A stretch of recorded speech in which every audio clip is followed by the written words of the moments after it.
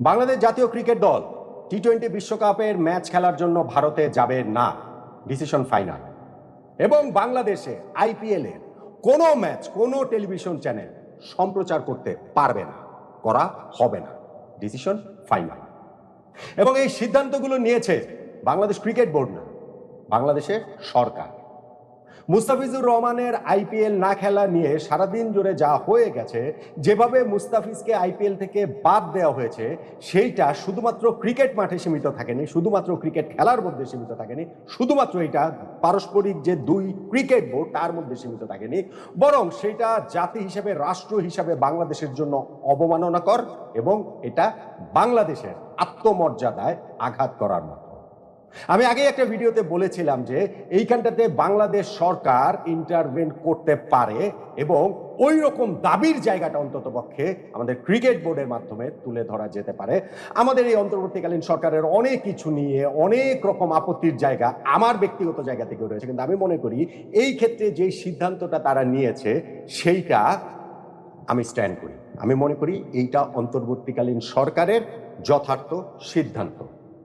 মুস্তাফিজকে আইপিএলে খেলতে না দেওয়াটা শুধুমাত্র ক্রিকেটের ইস্যু নয়, এবং সেই ইস্যুটাকে যেইভাবে বাংলাদেশ সরকার আসলে এখন ডিল করছে, এর চেয়ে অন্যভাবে কি অন্য কোনো কিছু করা যেত?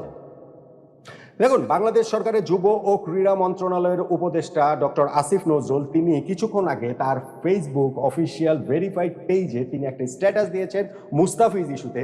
সেই স্ট্যাটাসটার সারমর্মটা তো আপনাদের সঙ্গে বলতেই পারি, কিন্তু যেহেতু ইস্যুটা খুবই সেন্সিটিভ, তাই আমি স্ট্যাটাসটা পড়েই শোনাচ্ছি, একেবারে লাইন টু লাইন ধরে আসলে আমি শোনাচ্ছি যে ডক্টর আসিফ নজরুল তিনি কি লিখেছেন। তিনি লিখেছেন, উগ্র সাম্প্রদায়িক গোষ্ঠীর কাছে নতি স্বীকার করে বাংলাদেশের ক্রিকেটার মুস্তাফিজুর রহমানকে দল থেকে বাদ দেওয়ার জন্য কলকাতা নাইট রাইডার্সকে নির্দেশ দিয়েছে ভারতের ক্রিকেট বোর্ড। আমি এর তীব্র নিন্দা ও প্রতিবাদ জানাচ্ছি। ক্রীড়া মন্ত্রণালয়ের দায়িত্বপ্রাপ্ত মন্ত্রী হিসাবে আমি ক্রিকেট কন্ট্রোল বোর্ডকে বলেছি, মানে বাংলাদেশ ক্রিকেট বোর্ড, এখানে ক্রিকেট কন্ট্রোল বোর্ড তো বাংলাদেশে অনেক আগে ছিল, বাংলাদেশ ক্রিকেট বোর্ড বিসিবিকে তিনি বলছেন, তারা যেন আইসিসির কাছে পুরো বিষয়টি ব্যাখ্যা করে লিখে বোর্ড যেন জানিয়ে দেয় যে সেখানে বাংলাদেশের একজন ক্রিকেটার চুক্তিবদ্ধ হওয়া সত্ত্বেও ভারতে খেলতে পারেন না, মানে যেখানে খেলতে পারেন না সেখানে বাংলাদেশের গোটা ক্রিকেট টিম বিশ্বকাপে খেলতে যাওয়া নিরাপদ করতে পারে না। বোর্ড থেকে বাংলাদেশের বিশ্বকাপ খেলাগুলো শ্রীলঙ্কায় অনুষ্ঠিত করার অনুরোধ জানানোর নির্দেশনাও আমি দিয়েছি। আমি তথ্য ও সম্প্রচার মন্ত্রীকে অনুরোধ করছি, মন্ত্রীকে মানে হচ্ছে উপদেষ্টাকে, বাংলাদেশের আইপিএল খেলার সম্প্রচারও যেন বন্ধ করে দেয়া হয়। আমরা কোনো অবস্থাতেই বাংলাদেশের ক্রিকেটার এবং বাংলাদেশকে অবমাননা মেনে নিব না। গোলামির দিন শেষ। যুব ক্রীড়া মন্ত্রণালয়ের উপদেষ্টা তিনি যখন এরকম একটা স্ট্যাটাস দেন, সেটা সরকারের স্ট্যান্ডটাকে জানিয়ে দেয় এবং খুব স্ট্রংলি, খুব শক্তপোক্তভাবে আসলে জানিয়ে দেয়। এবং আমিও আসলে এটাই এক্সপেক্ট করছিলাম।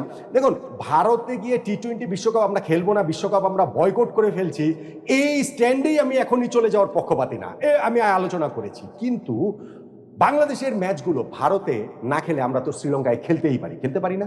সো বাংলাদেশ ক্রিকেট বোর্ড ওই রকম একটা আবেদনের জায়গা আইসিসির কাছে কেন করতে পারবে না? সো সেই নির্দেশনাই কিন্তু যুব ক্রীড়া মন্ত্রণালয়ের দায়িত্বপ্রাপ্ত উপদেষ্টা তিনি বাংলাদেশ ক্রিকেট বোর্ডকে দিয়েছেন। এবং বাংলাদেশ ক্রিকেট বোর্ডের পক্ষ থেকেও আমাদের বিসিবি চেয়ারম্যান আমিনুল ইসলাম বুলবুল বলেছিলেন যে ভারত এই টুর্নামেন্টটার আয়োজক, কিন্তু এটা তো আইসিসি টুর্নামেন্ট, যদি কোনো কিছু এরকম হয় তাহলে আমরা আইসিসির কাছে যাব।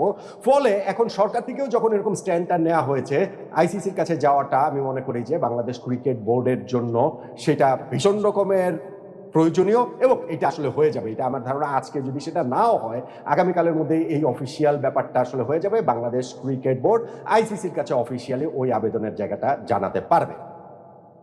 এরকম ভারতের মাটিতে না খেলে, পাকিস্তানও তো ভারতের মাটিতে খেলে না, কিন্তু এরকম বড় টুর্নামেন্টে তো খেলাগুলো ওই যে নিরপেক্ষ ভেন্যু ওইভাবে তো খেলা হয়, এই জিনিস তো ভারতই শিখেছে। ফলে বাংলাদেশের যেটা হচ্ছে খুবই ইস্যু, আমি আগের আলোচনাটাতে বলেছিলাম, মুস্তাফিজুর রহমানকে এক্স্যাক্টলি ঠিক কি কারণে, বিশেষ পরিস্থিতি, চলমান পরিস্থিতি, এইসব কোনো ইস্যু না। বাংলাদেশ ক্রিকেট বোর্ডে জানতে চাওয়া উচিত ভারতীয় ক্রিকেট বোর্ডের কাছে এক্স্যাক্টলি কোন কারণটাতে মুস্তাফিজকে আইপিএল খেলতে দেয়া হলো না। যদি সেটা নিরাপত্তাজনিত ইস্যু হয় তাহলে তো বাংলাদেশ ক্রিকেট দলকে বিশ্বকাপ চলাকালীন সময় কিভাবে নিরাপত্তা দেওয়া হবে? ওইখানে একজন বাংলাদেশের ক্রিকেটারকে নিরাপত্তা দিতে পারবেন না আইপিএলে, সেইটাও অনেক পরে রয়েছে। আর এখন এই উত্তপ্ত পরিস্থিতির মধ্যে এই মাসের শেষেই তো বাংলাদেশের ভারতে চলে যাওয়ার কথা বিশ্বকাপ খেলার জন্য। তো সেইখানটাতে বাংলাদেশের পুরো টিম, কোচিং স্টাফ, কর্মকর্তা, ধরেন সাংবাদিকরা যাবে, ধরেন কিছু দর্শকও হয়তো বা যাবে, তাদের কি নিরাপত্তা আসলে ভারত কিভাবে দিবে? সো সেই জায়গাটাতে বাংলাদেশের খেলাগুলো ভারত থেকে শ্রীলঙ্কায় সরিয়ে নেবার জন্য আইসিসির কাছে বাংলাদেশ ক্রিকেট বোর্ড তো অনুরোধ জানাতেই পারে। আর এখন যখন সরকারের তরফ থেকে এই নির্দেশনা দেওয়া হয়েছে, তাহলে তো আর ওই আইসিসির কাছে যেতে বিসিবির আর কোনো বাধা থাকার কথা নয়। সঙ্গে আরো একটা কথা ডক্টর আসিফ নজরুল তিনি লিখেছেন যে আইপিএল এর ম্যাচগুলো যেন বাংলাদেশে সম্প্রচার করা না হয়, সেই জন্য তথ্য মন্ত্রণালয়কে সেই নির্দেশনাটা আসলে সেই অনুরোধটা জানানো হবে, কারণ এই দায়িত্বপ্রাপ্ত মন্ত্রণালয় হচ্ছে গিয়ে তারা।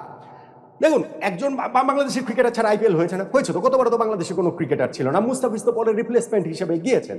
সো সেইখানটাতে কোনো প্রবলেম নাই। কিন্তু এইবার মুস্তাফিজও তো ধরেন ইনজুরির কারণে কোনো কারণে তিনি খেলতে পারলেন না, ন্যাশনাল টিমের ডিউটির কারণে তার ওই যে 8 দিনের জন্য চলে আসতে হবে, সেটা আরো বড় সময়ের জন্য হতে পারতো, সেগুলো অন্য কেস। কিন্তু মুস্তাফিজকে যেইভাবে যেই প্রক্রিয়ায় আইপিএল এর দল কলকাতা নাইট রাইডার্সকে নেবার পরও তাকে আজকে ভারতীয় ক্রিকেট বোর্ড থেকে নির্দেশনা দেওয়া হয়েছে, ভারতের কেন্দ্রীয় সরকার থেকে নির্দেশনা পেয়ে যে মুস্তাফিজকে যেন দল থেকে বাদ দিয়ে দেওয়া হয়, কেকেআর পরে সেটা অফিসিয়াল রিলিজ দিয়ে সেটা জানিয়েও দিয়েছে।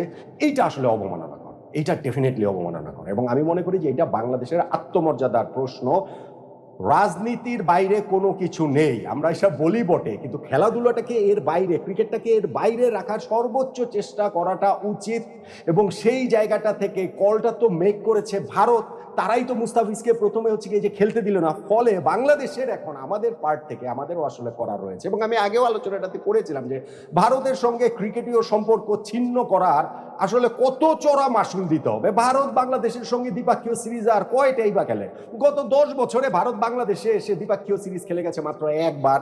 এবং বাংলাদেশও হচ্ছে ইতিহাসেই পুরো এই যে আমরা 2000 সালে টেস্ট স্ট্যাটাস পেয়েছি, তার মধ্যে ভারতে আমরা সফরে গিয়েছি 2017 সালে একটা টেস্ট খেলতে, 2019 সালে 2টা টেস্ট টি20, আর এরপরে 2024 সালে ওই রকম হচ্ছে 2টা টেস্ট টি20 খেলতে গেছি। ফলে যদি দ্বিপাক্ষীয় সিরিজ নাও হয়, এইরকম এশিয়া কাপ বা ওয়ার্ল্ড কাপ সেইখানে হাইব্রিড মডেলে নিরপেক্ষ ভেন্যুতে খেলা হওয়াটা তো খুবই সম্ভব, খুবই যে সম্ভব সেটা তো ভারতই দেখিয়ে দিয়েছে।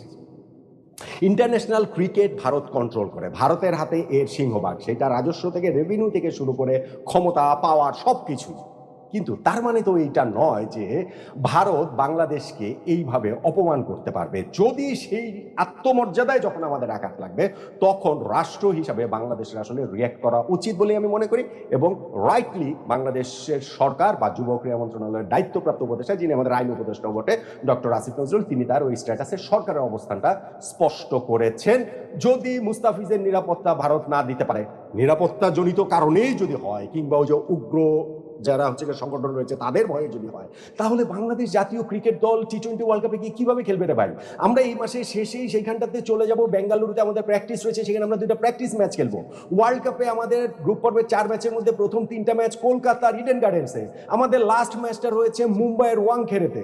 সো সেই সব জায়গাগুলোতেও তো বাংলাদেশের ক্রিকেটারদের নিরাপত্তা বলুন কিংবা বাংলাদেশের মর্যাদার জায়গা বলুন, সেগুলো তো অনেক বড় প্রশ্নের মুখে থাকবে। ফলে খেলাগুলো আসলে এখন আইসিসির কাছে অনুরোধ করে ভারত থেকে সরিয়ে নেয়ার দিকেই বাংলাদেশ ক্রিকেট বোর্ডের সেই স্ট্যান্ডটা নেওয়া উচিত বলে আমি মনে করি।